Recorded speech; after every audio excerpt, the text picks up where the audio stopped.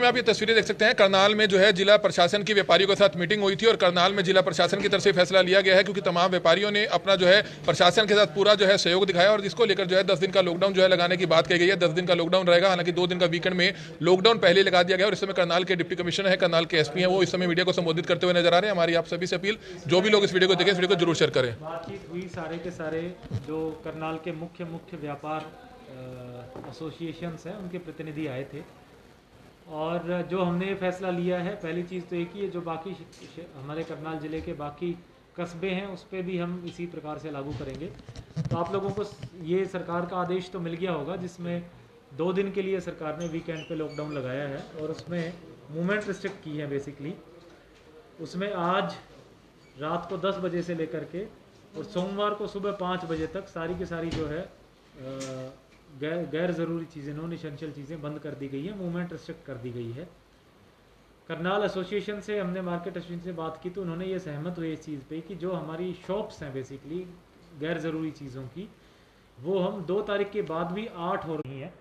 तो उन्होंने स्वैच्छिक रूप से 10 मई तक जो है इन ऑर्डर्स को पालन करने के लिए हमें आश्वासन दिया है और ये कहा है कि जो गैर ज़रूरी चीज़ें हैं वो मार्केट्स और दुकानें 10 तारीख तक नहीं खुलेंगी।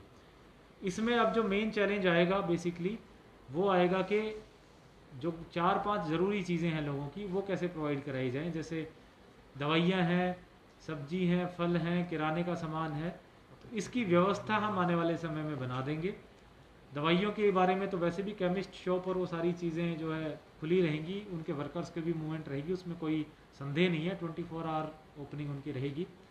लेकिन जो फल सब्जी दूध है उसकी व्यवस्था वार्ड वाइज जैसे पिछली बार भी की गई थी, उसी प्रकार से हमारे नगर निगम के कमिश्नर हैं वो अपनी पूरी टीम के साथ करनाल शहर में और बाकी जो हमारे नगर पालिकाओं के सेक्रेटरीज़ हैं वो बाकी कस्बों में भी इस तरह की व्यवस्था करेंगे। मैं ये अश्योर करता हूँ सभी लोगों को कि किसी भी आदमी को, किसी भी इंडिविजुअल को, किसी भी नागरिक को कोई भी ज़रूरी चीज़ की कमी जो है किसी भी वजह से नहीं होने दी जाएगी। अभी जो 2 दिन का जो ऑर्डर है मैं विस्तार से बता दूं आपको कि इसमें जो अगेन हेल्थ पर्सनल हैं, पैरामिलिट्री वाले हैं, आर्म्ड फोर्सेस हैं, पुलिस हैं, वो सारे जो है उनकी मूवमेंट को छोड़ करके बाकी सारी मूवमेंट बंद कर दी गई हैं। हालांकि petrol pump, ATM, cold storage, ये सारी चीज़ें जो है खुली रहेंगी। इसके अलावा जो इंडस्ट्रीज़ हैं हमारी वो सारी की सारी खुली रहेंगी। सरल हरियाणा एक पोर्टल है, वहाँ पे इंडस्ट्रीज जो इंडस्ट्रियलिस्ट्स हैं वो अपने वर्कर्स के पासेस ले सकते हैं, तो वो इंडस्ट्री के पासेस लेकर के दे कैन मूव, इंडस्ट्री चला सकते हैं, क्योंकि इंडस्ट्री से ज़रूरी चीज़ ये है कि काफ़ी लोगों का रोज़गार उससे जुड़ा हुआ है।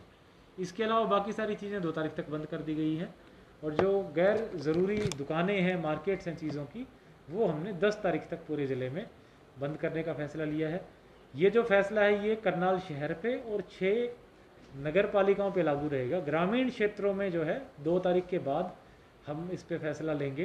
तो ग्रामीण क्षेत्रों में अभी के लिए जो लॉकडाउन है ये सिर्फ 2 तारीख तक है, लेकिन जो शहरी क्षेत्रों में दुकानों के बारे में जहाँ तक संबंध है तो 10 तारीख तक। सर, मेडिकल फैसिलिटी अगर किसी ने जाना है 10 दिन तक तो वो जा सकता है, किसी ने सीएचबी से करनाल हॉस्पिटल में दिखाने आना है तो? देखिए, जो मूवमेंट रिस्ट्रिक्शन है वो तो 2 तक है वीकेंड पे जी।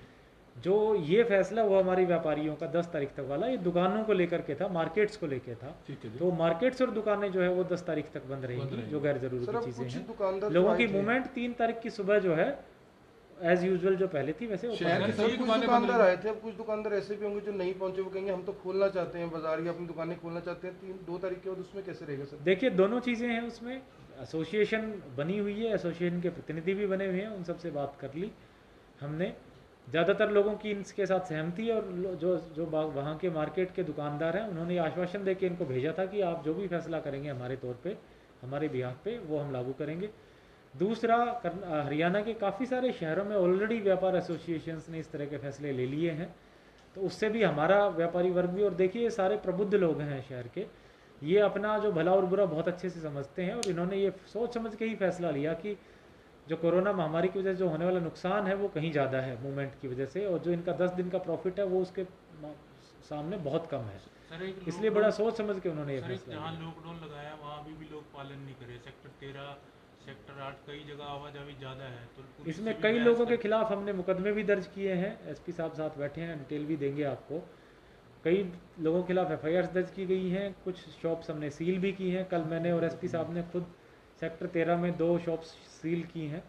तो अगर आगे इस तरह की चीज़ें कोई एक्टिविटी इन तरह की एक्टिविटीज़ में इंडल्ज होता हुआ पाया गया तो सख्त कार्रवाई। सर जी सर लॉकडाउन है लॉकडाउन के दौरान इसमें जो शादियां हैं, सैटरडे संडे की शादियां हैं, फिर 9 जिलों में लॉकडाउन लगे, उसकी क्या परमिशन अलग से लेनी पड़ेगी? तो जो पहले परमिशन ली हुई है, जो मैरिज के बारे में जो प्रावधान है वो भी मैं आपको बता दूं कि जितने जो मैरिज की परमिशंस हैं वो हमारे DC ऑफिस से पहले सारे SDMs को दी गई थी, फिर व्यवस्था बन गई कि DC ऑफिस से ले ली जाए परमिशन, और जिस दिन कोई अप्लाई करेगा उसके 11 बजे से तक, अगले दिन 11 बजे तक उसको परमिशन आ जाएगी। उस परमिशन में जो है मूवमेंट कर सकता है। उसमें लिमिट ये रखी गई कि 30 लोग जो है इंडोर फंक्शंस में 30 से ज़्यादा ना आए और 50 से ज़्यादा आउटडोर फंक्शंस में ना आए। और वो जो परमिशन ली गई है उसमें बाकायदा वो मेंशन कर दे कि मेरे गेस्ट्स के टेंटेटिव नाम ये हैं। उस परमिशन को साथ लेकर के उसके गेस्ट हैं वो मूवमेंट कर सकते हैं। जो वीकेंड मैं एक चीज़ और स्पष्ट कर दूं, जहाँ तक मूवमेंट की बात है, हमने सिर्फ 2 दिन सरकार के इन आदेशों के तहत 2 दिन बंद की है। बाकी 8 दिन की जो दुकानें बंद हुई हैं वो सिर्फ गैर ज़रूरी आइटम्स की दुकानें बंद हुई हैं, मूवमेंट बंद नहीं हुई है। जो वीकेंड लॉकडाउन है सर, वीकेंड लॉकडाउन में करियाने की दुकानें, डेयरी की दुकानों की क्या टाइमिंग्स रहेंगी? क्योंकि डेयरी को लेकर दिक्कत ये है, शाम को 5-6 बजे जैसे दूध आता है तो दुकानदार भी चाहते हैं, लोग डेयरी की शॉप जैसे अभी तक हमारी चली रही थी उसी तरीके से खुलेंगी। और 10 बजे तक सर, जी 10 बजे तक की जो इवनिंग्स में 10 बजे तक की व्यवस्था बनी है 10 बजे तक खुलेंगी। और करियाने की जो किराने की शॉप्स हैं उनकी हम व्यवस्था बनाएंगे होम डिलीवरी तो की। अभी तो किराने की शॉप्स नहीं खुलेंगी, जो ग्रोसरी शॉप्स हैं उनकी हम होम डिलीवरी की व्यवस्था बनाएंगे ताकि लोगों को घर पे सर एक delivery सभी मिल सके। इंस्टीट्यूट्स, कोचिंग इंस्टीट्यूट सभी उसके बंद रहने के निर्देश हैं। सारे आईलेट सेंटर्स हैं, कोचिंग इंस्टीट्यूट्स हैं, वो सारे 31 मई तक बंद कर दिए गए हैं। तो ना केवल इस 2 दिन के दौरान बल्कि 31 मई तक वो सर सारे। मेन आज की प्रेस कॉन्फ्रेंस का मुख्य ये है कि एक तो वीकेंड लॉकडाउन लगाया गया है जिसमें कोई भी बाहर नहीं जा पाएगा और सभी बाजार बंद रहेंगे। दूसरा, व्यापारियों के ने आपको समर्थन दिया है और कहा है कि 10 तारीख तक वह सभी बाजार रखेंगे। सर्विसेज को छोड़कर वो बंद रखेंगे। इसमें सेक्टरों की दुकानें भी रहेंगी सर, सारी गली सारी की सारी जो मेन जो सारे मेजर मार्केट सर इसमें जो सब्जी मंडी जो घर पे डिलीवर कर रहे हैं तो उनका क्या रहेगा सर? बिल्कुल जो हमारा डेयरी शॉप्स हैं वो भी खुल सकती है और होम डिलीवरी तो बिल्कुल परमिटेड है मिल्क की, उसको कोई नहीं रोक सकता। इसमें कई लोगों को हो सकता है कि इनकन्वीनियंस भी हो, तो आने वाले 1-2 दिन में शहर में भी और बाकी नगर पालिकाओं में भी हम जो पहले की व्यवस्था बनाई थी वार्ड वाइज होम डिलीवरी की, उस व्यवस्था को दोबारा से चालू करेंगे ताकि लोगों को होम डिलीवरी मिल सके, डोर स्टेप पे डिलीवरी मिल सके। प्रशासन का फोकस ये रहेगा कि किसी भी आदमी को जो ज़रूरी 4-5 चीज़ें वो लेने के लिए घर से बाहर ना निकलना पड़े, उसके घर के बाहर ही घर से निकलते ही डोर स्टेप पे ही उसको वो सारी चीज़ें मुहैया करा दी। होटल्स के लिए क्या रहेगा? होटल्स, रेस्टोरेंट कल और दोनों दिन के लिए बंद रहेंगे। सर इसमें होटल होम रेस्टोरेंट डिलीवरी का लिखा हुआ है, होम डिलीवरी दे सकते हैं, होम डिलीवरी देने में कोई दिक्कत नहीं डाइनिंग है, बंद रहेगा। वहाँ पे बंद रहेंगे, कोई भी डाइन इन एट वहाँ नहीं करेगा।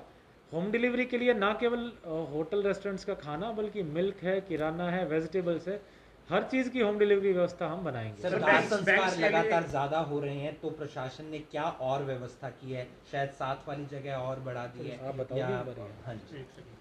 जैसा कि दाह संस्कार वाला मैटर सामने आया है तो अभी डेली थोड़े बहुत बढ़ते जा रहे हैं हमारे, तो इसके लिए हमने साइड में जगह बना दी गई है। दूसरा, जो एम्बुलेंस थी जो डेड बॉडीज लेके जा रही थी तो वो भी 2 और की व्यवस्था हमने कर दी है ताकि वेटिंग टाइम ना रहे।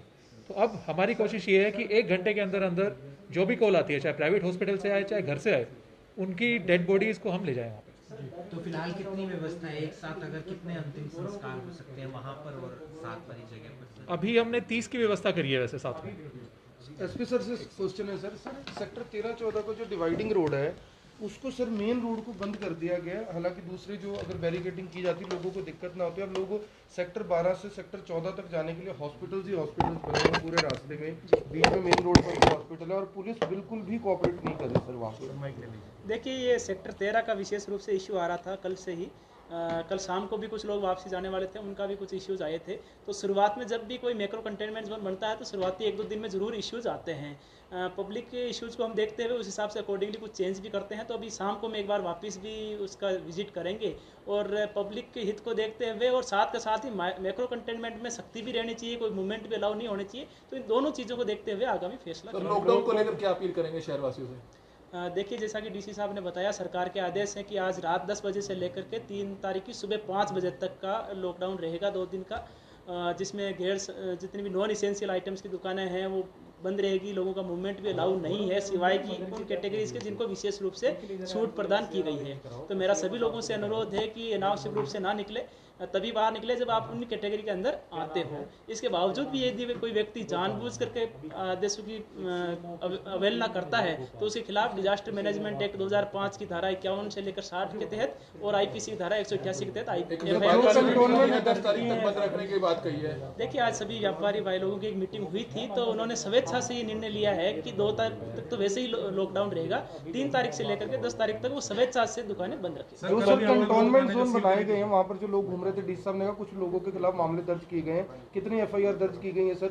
देखिए हमने अभी 2 एफआईआर तो कल दर्ज करी थी और अब तक पिछले 3-4 दिन के अंदर अंदर हमने 6 के अराउंड एफआईआर आईपीसी की धारा 188 के तहत दर्ज की है। अब हम और सख्ती करने वाले हैं और जो भी लोग बेवजह ऐसे घूमते हुए पाए जाते हैं या निर्देशों की अवहेलना कर रहे हैं उनके खिलाफ एफआईआर भी दर्ज की जाएगी। साथ ही हम पहले जो सार्वजनिक स्थलों पर जो मास्क का प्रयोग नहीं करते थे उनका लगभग 100 के आसपास चालान कर रहे थे पर डे, अब हम 400 के आसपास चालान पर डे के जारी कर रहे हैं। जी सब एक क्वेश्चन है, इसमें जो आज के आदेश आए इसमें फार्मर्स को छूट दी गई है, तो पेस्टिसाइड्स की शॉप जो पेस्टिसाइड की शॉप हमारी इनसे बात हो गई है, सीड पेस्टिसाइड वगैरह की जो शॉप्स हैं वो हम खुली रखेंगे। उसके लिए डीडी एनिमल जो हमारे एनिमल हस्बेंड्री और डीडी एग्रीकल्चर है दोनों को ऑथराइज करेंगे, वो लोगों की मूवमेंट के पासेस बनाएंगे और शॉप्स वो चालू रख सकते हैं। पोल्ट्री, फिशरीज, सीड्स की जो भी कृषि से संबंधित उद्योग हैं जुड़ी हुई हैं उनकी सारी दुकानें खुली रहेंगी और पासेस डीडी एग्रीकल्चर और डीडी एनिमल हस्बेंड्री। सब्जी मंडी का क्या रहेगा सर? सब्जी मंडी को अभी बंद करके हम बाकी जगह चालू डिसेंट्रलाइज तरीके से चालू करने की व्यवस्था बना रहे हैं। जैसे ही व्यवस्था बनती है तो मुख्य सब्जी मंडी को बंद करके बाकी जगह लगा दी जाएगी। बैंक के लिए क्या गाइडलाइंस रहेंगे? एटीएम्स खुले रहेंगे। एटीएम सारे वो अनाज मंडी का जो तबादला हुआ है उस पे एक बाइट चाहिए सर, वो खबर कौन सा तबादला हुआ? जो सेक्रेटरी के दोनों। अच्छा, हाँ।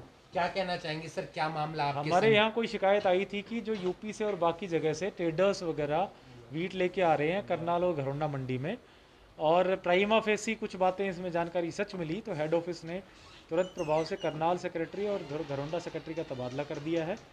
और काफ़ी सारे ज़िलों में जहाँ पे प्रोक्योरमेंट बहुत ज़्यादा हो गई है वहाँ प्रोक्योरमेंट पे बंद रोक लगा दी गई है अभी के लिए। करनाल में 3 मई तक जो इस तरह की प्रोक्योरमेंट बंद है, पहले वेरिफिकेशन किया जाएगा, उसके लिए ज़िले में IAS HCS अधिकारी जो है रैंक के ऑफिसर्स हम मंडी में लगाएंगे। जो वहाँ पे स्टॉक पड़ा हुआ है, अनसोल्ड स्टॉक पड़ा हुआ है, उसकी चेक करेंगे कि वो कहाँ से आया है और उसके बाद 3 तारीख के बाद 4 तारीख फोर्थ ऑनवर्ड जो उसका परचेज सुनिश्चित करें। सर क्या नुकसान होता है? यूपी की गेहूं बताकर हरियाणा की गेहूं बेच दी जाती है तो उसमें कुछ ट्रेडर्स हैं बेसिकली जो उसमें जो है ब्लैक मार्केटिंग करके मुनाफा कमाते हैं, तो इसमें जो भी लोग संलिप्त हैं उनके खिलाफ कार्रवाई करें। शुक्रिया सर। तो ये तस्वीरें समय आप देख रहे थे करनाल के जिला सचिवालय में, जहां पर करनाल के डिप्टी कमिश्नर और करनाल के एसपी गंगाराम पुनिया ने एक प्रेस कॉन्फ्रेंस की है। साफ तौर पर यह कहा है कि वीकेंड लॉकडाउन जो कल और परसों लगेगा उसमें सभी लोग, कोई भी बाहर नहीं निकल पाएगा, सभी दुकानें बंद रहेंगी, होटल्स, रेस्टोरेंट, डेयरी, करियाना सिर्फ ये होम डिलीवरी कर पाएंगे। दूसरी एक अहम जानकारी है, करनाल जिले भर के तमाम व्यापारी इकट्ठा हुए थे और उन्होंने जिला प्रशासनिक अधिकारियों को एक आश्वासन दिया है कि 10 तारीख तक सभी मेन बाजार बंद रहेंगे। तो जो लॉकडाउन लगा है 10 दिन का, वो तमाम बाजारों को बंद रखने का रखा है, सिर्फ इसेंशियल चीजों की दुकानें खुली रहेंगी, लेकिन वह लोग जो है वो मूवमेंट जो है जारी रहेगी। इस तरह की बात निकलकर सामने आई है, इसलिए हमारी आप सभी से अपील है कि जितने भी लोग इस वीडियो को देखें, इस वीडियो को ज्यादा से ज्यादा जरूर शेयर करें। Kamal media, Karnal breaking news, Karnal.